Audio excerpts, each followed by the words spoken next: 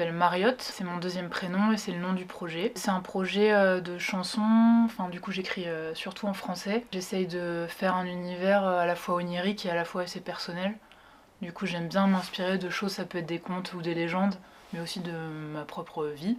C'est un mélange entre pop, folk et rock, je dirais, même si c'est de la chanson. 1518. Je suis née de parents musiciens, du coup j'ai baigné dedans toute petite. Enfin, mes parents, dès que j'étais bébé, j'étais dans un camion de tournée. C'est à la fois un style de vie qui m'attirait, enfin, le goût du voyage, de la route, de se balader de salle en salle. Il y avait beaucoup de musique à la maison aussi, et c'est tout de suite un truc qui m'a transportée. Enfin, j'ai écouté beaucoup de choses dès quasi bébé, quoi. C'était assez clair très tôt. 1518. Il n'y a pas d'ordre fixé dans lesquels je fais les choses.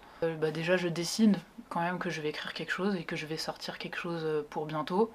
Je prends des petites idées qui me tombent un peu. Ça peut être du hasard, ça peut être quelque chose que je vais vraiment rechercher, un thème que j'ai décidé d'aborder. Et du coup je prends des notes un peu pendant quelques mois. Je tire le fil, et c'est pour ça que je suis ici.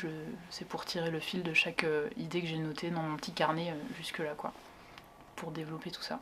1518. Moi j'ai besoin d'être coupée de mon quotidien pour écrire et je trouve que ça accélère les choses. D'avoir un lieu dédié à ça et où je suis pas entre ma chambre et la cuisine.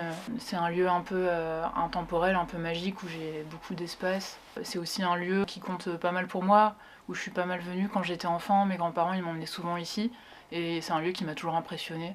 C'est un luxe de pouvoir y avoir accès pour écrire et en plus je me sens accompagnée. Quand on est un projet qui débute, c'est important d'avoir ce sentiment-là, quoi.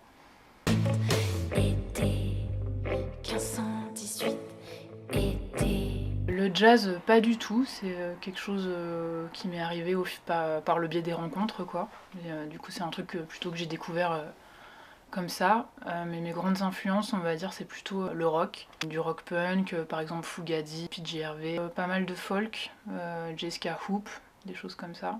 Et énormément de musique africaine, beaucoup de musique indienne, Oumou Sangaré, Ali Farka Touré, beaucoup de musique touareg aussi. Voilà, pas mal de musique traditionnelle en fait. Été 1518.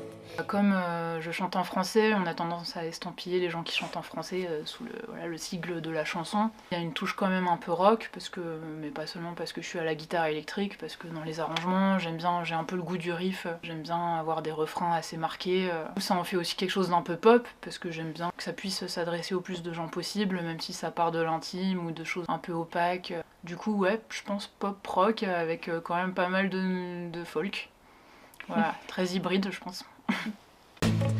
Été 1518. Pour l'instant, la priorité c'est de monter une formule live qui corresponde à ce que je fais en ce moment, à ce que j'écris. J'arrange les morceaux pour les musiciens qui vont m'accompagner. Je veux qu'il y ait une tournure un peu rock sur scène prochainement.